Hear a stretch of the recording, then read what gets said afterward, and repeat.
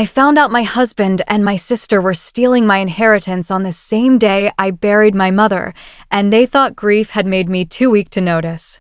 I am telling this in my own voice because for years my family spoke over me, decided for me, and rewrote my life as if I were just a quiet background character in their story. I wasn't always strong.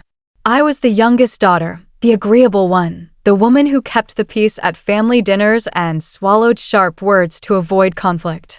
My mother used to say I had her heart but not her hardness, and I believed that was a flaw until the day she died and everything she protected was ripped open. My mother's house was still full of flowers when my sister Laura showed up with her arms wrapped around my husband, Daniel. They looked like a united front, dressed in black, whispering together as if they were the only two people truly affected by the loss. I noticed the way Daniel avoided my eyes, the way Laura spoke for him, explaining logistics I hadn't asked about. Grief has a way of sharpening certain instincts while dulling others, and something in my chest tightened every time they exchanged a glance. My mother left everything to me. Not because she loved Laura less, but because Laura had already taken so much. Loans that were never repaid, favors disguised as emergencies, opportunities quietly handed to her while I worked 2 jobs and raised our daughter mostly alone. My mother used to say, "One of you takes, the other gives." I need to make it right before I go. I didn't know she meant it literally. The will was clear. The house, the savings, the land my grandfather bought when he came to this country with nothing but his name. All of it was meant to give me and my daughter stability, something no one could take away again. Or so I thought. 3 days after the funeral, Daniel told me we needed to talk finances. His voice had that calm tone he used when he thought he was being reasonable and I was being emotional. He said the house was too big, that maintaining it would drain us, that selling quickly was the smart move. Laura happened to be sitting at the kitchen table, nodding along, already pulling up listings on her phone. I realized then that this conversation had happened before I ever entered the room. That night, while Daniel slept, I opened his laptop. I didn't feel proud of it, but I felt desperate. I found emails between him and Laura, weeks old, discussing how to transfer ownership, how to pressure me gently, how grief would make me pliable. They talked about me the way people talk about weather, as if I were a condition to work around, not a person who could fight back. What hurt most wasn't the money. It was the betrayal layered so neatly, so confidently, by the 2 people who were supposed to protect me. My sister, who knew every insecurity I had. My husband, who knew exactly how tired I was, how deeply I trusted him to carry weight when I couldn't. I didn't confront them right away. Instead, I listened. I watched. I learned how long this had been happening. Laura had convinced Daniel that the inheritance was unfair, that I didn't need it as much as they did, that he deserved compensation for standing by me through my mother's illness. He let himself believe that my loyalty was something he could cash in. When I finally spoke, it wasn't with tears. It was with documents. A lawyer my mother had quietly introduced me to months earlier. Clauses in the will they hadn't bothered to read carefully. Protections designed specifically to keep family from tearing itself apart, or at least from stealing successfully. The look on Daniel's face when he realized he had miscalculated still lives in my memory. Not anger, not sorrow, but fear. The kind that comes when someone understands they are no longer in control. Laura tried to cry, tried to remind me of childhood, of shared bedrooms and secrets, but betrayal changes the language of love. Her words landed flat, empty. I asked Daniel to leave that night. I didn't scream. I didn't beg. I simply told him that a man who could plan against his wife while she buried her mother was not a man I would grow old with. He took a suitcase and his excuses and walked out of the house my mother built for me. Some people think justice looks like revenge. For me, it looked like silence. Like changing the locks. Like planting new flowers in the garden and letting my daughter choose their colors. Like learning that strength doesn't always announce itself loudly. Sometimes it arrives quietly after everything else has been stripped away. Laura doesn't call anymore. Daniel sends emails he never quite apologizes in, always circling the idea that things could have been different if I had been more understanding. I don't respond. I finally understand what my mother was trying to give me wasn't just property, but proof that I deserve to be chosen, even by myself. If you're listening to this and you've ever been told you were too soft to protect what's yours, too emotional to see the truth, I want you to know this isn't where the story ends. For me, it was the beginning of a life no one else could negotiate behind my back. And if you stay with me, there are more truths like this waiting to be told.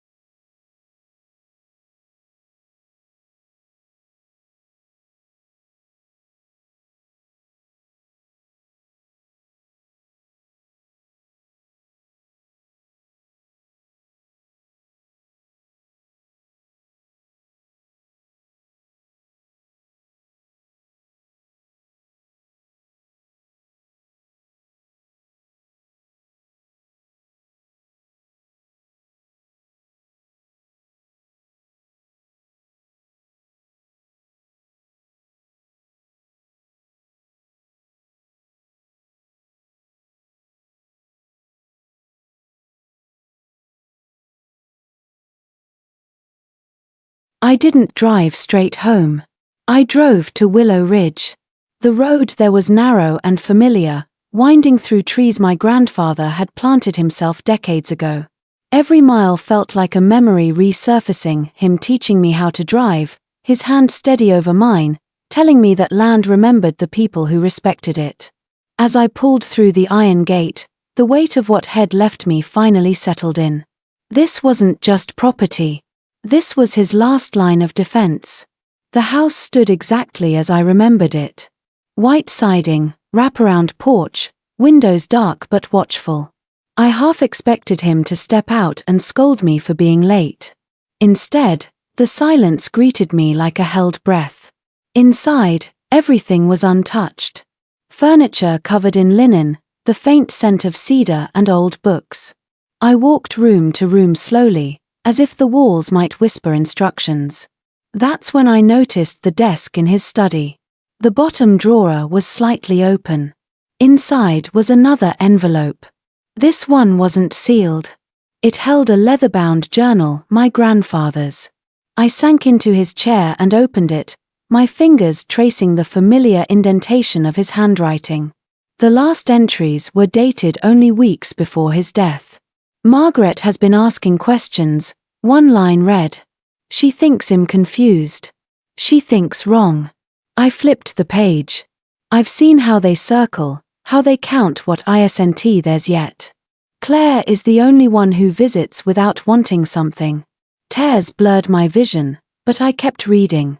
Then my phone buzzed. A voicemail from an unknown number. I played it. Ms. Whitmore, a man's voice said, calm and professional. This is Daniel Price, attorney representing Margaret Whitmore. We have reason to believe you are in possession of assets unlawfully obtained prior to Mr. Henry Whitmore's passing. I strongly advise you to contact me before further action is taken. Unlawfully obtained. My grandfather's words echoed in my mind. They will try to make you doubt yourself. I shut the journal and stood, my resolve hardening. They weren't just coming for the house. They were rewriting the story, turning me from heir into thief. That's when headlights washed over the front windows. I froze. The same black sedan from earlier rolled up the driveway and stopped. A knock echoed through the house. Not polite. Not hesitant. Demanding. I stepped toward the door, heart racing, knowing that whatever waited on the other side would set the course for everything that followed. And as I reached for the handle, I realized something chilling. They hadn't waited for lawyers. They had come in person. And once I opened that door, there would be no turning back, because what they were about to say would force me to make a choice that could tear this family apart forever. That I didn't open the door right away. The knocking came again, louder this time, sharp enough to rattle the glass. I stood still, listening to my own breathing, reminding myself that this house, this land, was legally mine. Fear had no claim here. Control did. I know you're inside, Claire, my Aunt Margaret's voice called out, tight with irritation rather than concern. We just want to talk. Just want to talk. The same words she used when she'd taken my mother's jewelry after the funeral and called it safekeeping. I opened the door but didn't step aside. Margaret stood there in a tailored coat, flanked by my Uncle Robert and a man I didn't recognize, mid-40s, sharp eyes, the kind that catalogued weaknesses instead of faces. The black sedan idled behind them, engine humming like a threat. You shouldn't be here, Margaret said, scanning the porch as if inventorying what she believed already belonged to her. I live here, I replied calmly. According to documents filed 6 months ago. The stranger's eyebrow lifted. I'm Daniel Price, he said. Your aunt's attorney. I know who you are, I said. You left me a voicemail. Then you understand why we're concerned, he continued smoothly. Henry Whitmore was elderly. Vulnerable. Certain transfers made during that period may be subject to review. Margaret's lips pressed together, but her eyes glittered with satisfaction. This was the story they'd chosen. Frailty. Manipulation. Theft. You mean the transfers he made while fully competent, witnessed, and notarized? I asked. Those transfers? Robert shifted uncomfortably. Margaret shot him a look. We can do this the easy way, Margaret said. You walk away from Willow Ridge, we avoid a very ugly legal process. I laughed then. I couldn't help it. You disinherited me without blinking, I said. And now you want mercy? Her face hardened. Don't be dramatic. You were never meant to have any of this. That was the moment the truth finally surfaced, raw and unfiltered. The lawyer cleared his throat. If this goes to court, your reputation will suffer. Allegations have a way of sticking. Allegations, I repeated.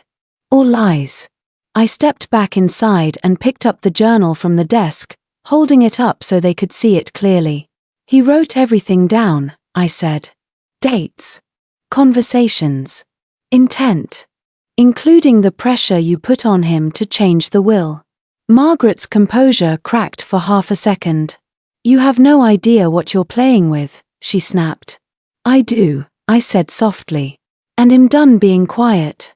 I closed the door in their faces and locked it. My phone buzzed almost instantly. A message from Emily. They are furious. Mom says if you don't hand over the house, she'll release medical records proving Grandpa wasn't sound. My stomach dropped. Medical records. I knew enough to understand what that meant: selective documents, twisted timelines, experts willing to testify for the right price. I walked back to the desk and opened the journal again, flipping faster this time, searching for anything that could protect his legacy and my future. That's when a folded page slipped free and landed at my feet. It wasn't a diary entry. It was a copy of a letter addressed to the county probate judge. And the date on it was 2 weeks before my grandfather died. As I read the first line, my blood ran cold. Because if this letter was real, and I knew it was, then my grandfather hadn't just planned for their greed. He had anticipated their lies. And in the next moment, I realized that the judge already knew something my family was desperately trying to hide, something that would turn their entire case upside down, if I dared to use it. The question came on a rainy Thursday night, the kind of night where the sky feels heavy, like it's holding secrets it can't keep anymore. My daughter, Lily, was 16 then, old enough to sense fractures adults think thief hidden, young enough to blame herself for things that were never her fault.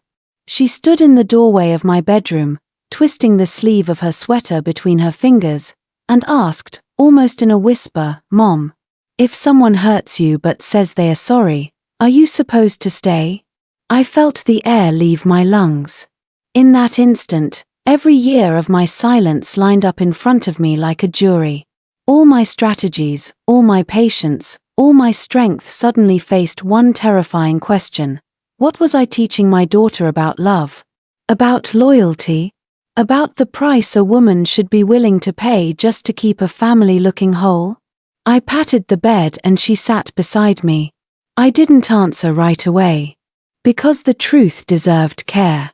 Staying is only right, I finally said, choosing each word like glass, if the person hurting you is truly changing and if staying doesn't teach you to disappear. She nodded slowly, but her eyes searched mine, as if asking something deeper. Something I wasn't ready to say out loud yet. That night, after the house fell asleep, I walked into the bathroom and locked the door. I stared at my reflection and barely recognized the woman looking back. Strong, yes. Capable, yes. But tired in a way sleep could never fix. I realized then that endurance without honesty becomes self-betrayal. I had saved my marriage from collapse, but I was slowly erasing myself in the process. The next morning, I did something I hadn't done in years. I told Daniel no. No to a last-minute work dinner that left me alone with the kids. No to carrying the emotional weight of his moods. No to pretending everything was fine when it wasn't. The word felt foreign on my tongue, but powerful. Daniel looked at me like he didn't recognize me. And maybe he didn't. Maybe he was finally meeting the woman his betrayal had created. He became anxious after that. He started asking questions. He hovered. He tried to touch me more, to pull me back into the comfort of routine. But something had shifted. I wasn't angry, I was awake. And an awake woman cannot be manipulated the way a hopeful one can. A week later, I found him in the garage late at night, sitting in the dark with his head in his hands. "I feel like I'm being punished," he said without looking up. The irony almost made me laugh. Punished? No. Consequences had simply arrived without an invitation. I sat across from him, calm as I'd trained myself to be. "I'm not punishing you," I said. "I'm choosing myself." He looked up then, fear flashing across his face. Real fear. The kind that comes when a man realizes love is no longer unconditional. That was the night I decided something I had avoided for years. I would tell him that I knew. Not in anger. Not in accusation. But in truth. Because secrets rot the soul, and I could feel mine begging for air. I planned the conversation carefully. I rehearsed it in my head while folding laundry, while driving, while lying awake at night. I wasn't going to ask why. I already knew. I wasn't going to beg for honesty. I was going to demand accountability. But life has a way of interrupting even the most carefully planned awakenings. 2 days before I intended to speak, I received a message from a name I hadn't seen in nearly a decade. A woman from Daniel's past. The subject line was only 3 words long, but they shattered the illusion I was still clinging to. "I'm so sorry." And in that moment, I understood with painful clarity that the truth I was about to confront was bigger than betrayal, bigger than marriage, and far more dangerous than silence. Because some truths, once spoken, don't just change a relationship. They change an entire family forever. I stared at that message for a long time before opening it, my thumb hovering over the screen like it already knew what waited on the other side. "I'm so sorry." 3 harmless-looking words, yet my heart began to pound the way it did years ago, the first time I realized my marriage was not what I believed. I went into the guest bathroom, locked the door, and finally read the rest. Her name was Rachel. She didn't try to justify herself. She didn't pretend it was love. She wrote plainly, almost clinically, as if she had rehearsed this confession for years. She told me about Daniel. About how their relationship had overlapped with my pregnancy. About how she ended it when she realized he would never leave me, never because he loved me deeply, but because he needed the stability I provided. The words blurred as tears finally fell, hot and silent, onto my hands. But then something unexpected happened. The pain didn't break me. It settled me. I thanked her. That surprised even me. I thanked her for the honesty I had been denied for so long. And when I put my phone down, I knew there was no more space left for fear. The truth was complete now. And complete truth has a strange effect, it frees you from doubt. That night, I didn't rehearse anymore. I didn't plan. I waited. Daniel came home late, smelling of rain and exhaustion. He started talking about his day the way he always did, filling the silence with details I no longer needed. I let him finish. Then I said his name. Just once. Calm. Steady. I know. The room went still.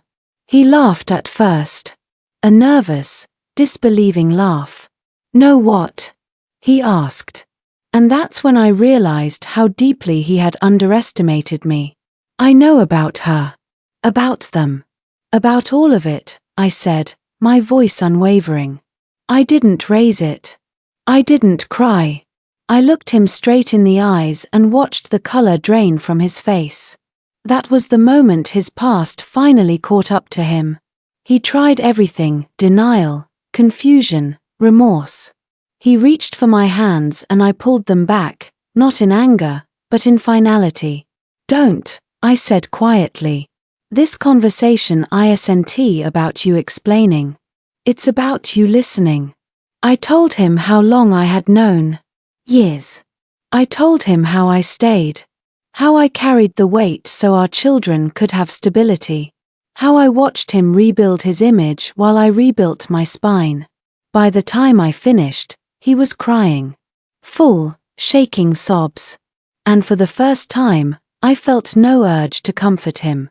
I didn't stay because I needed you, I told him. I stayed because I was deciding who I would become. Those words changed the air between us. He saw then that the power had shifted long ago, he had just been too distracted to notice. Daniel begged. He promised transparency, counseling, faith, change. He offered everything he should have offered years before. And I believed that he meant it. But belief, I had learned, is not the same as trust. I gave him conditions. Not ultimatums, conditions. Radical honesty. Individual therapy. Marriage counseling. And most importantly, space for me to decide my future without pressure. He agreed to everything immediately, desperation making him generous. But what he didn't understand was this: forgiveness is not a finish line. It's a process that only begins after truth is fully spoken. In the weeks that followed, our home felt unfamiliar. Lighter in some ways. Heavier in others. Daniel tried to be perfect. The children sensed the shift but didn't know the cause. And I walked through my days with a new awareness, 1 foot in the marriage, 1 foot in my independence. Then, during a counseling session meant to heal us, the therapist asked me a question that cracked something open inside my chest. Emma, she said gently, if nothing changes from this point forward, if this is as good as it gets, would you choose this marriage again? I didn't answer right away. Because for the first time, I allowed myself to imagine a life where my strength was not measured by how much pain I could endure, but by how bravely I could walk away if needed. And that realization terrified me more than betrayal ever had. The therapist's question followed me home like a shadow. Would you choose this marriage again? I repeated it in my head while washing dishes, while folding laundry, while lying awake next to a man who was finally honest, but far too late. For years, my strength had been measured by how much I could tolerate. That night, for the first time, I wondered what would happen if I measured my strength by how much I respected myself. Daniel did everything he promised. Therapy. Transparency. Accountability. He handed me his phone without me asking. He came home early. He listened. He cried. He apologized in ways that sounded sincere. And yet, something inside me remained unmoved. Not because he hadn't changed, but because I had.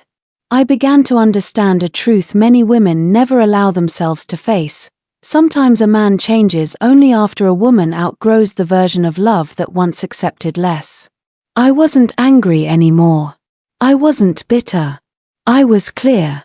And clarity is unstoppable. One Sunday morning, as sunlight poured into the kitchen, my children laughing softly in the living room, I felt an unexpected peace settle over me. I looked at Daniel and realized I no longer needed to punish him, fix him, or save him. I had already done the hardest work, saving myself. And once a woman reaches that place, she no longer makes decisions from fear. I asked him to sit down. "I forgive you," I said. And I meant it. Forgiveness wasn't for him, it was for the woman who had carried this pain in silence for too long. His face collapsed with relief, but then I continued. "But forgiveness doesn't mean I stay." He didn't argue. He didn't beg. I think, deep down, he knew. Some endings are quiet not because they lack pain, but because the fight is already over. We chose respect over resentment. We chose truth over performance. And we chose to part as two people who had learned hard lessons in very different ways. Leaving wasn't the hardest part. Staying true to myself afterward was. I rebuilt my life slowly. Intentionally. I found joy that didn't depend on someone else's loyalty.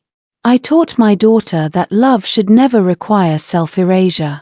I taught my son that strength isn't dominance, it's integrity. And most importantly, I taught myself that a woman does not fail when a marriage ends. She fails only when she abandons herself to keep one alive. Today, when I look back, I don't regret staying those years. I needed that journey to become this woman. But I also don't glorify my silence. If you're listening to my story and you recognize yourself in it, know this: you are not weak for loving deeply, and you are not cruel for choosing yourself. Sometimes, the most powerful thing a woman can say isn't "I'll stay" or "I'll leave." It's "I decide." If this story touched you, if it made you feel seen, understood, or less alone, please support this channel. Subscribe, press like, and stay with us. Your support is not just important, it's vital. This channel exists for women like you, and every click helps these stories reach someone who desperately needs them. You matter. Your story matters. And this is only the beginning.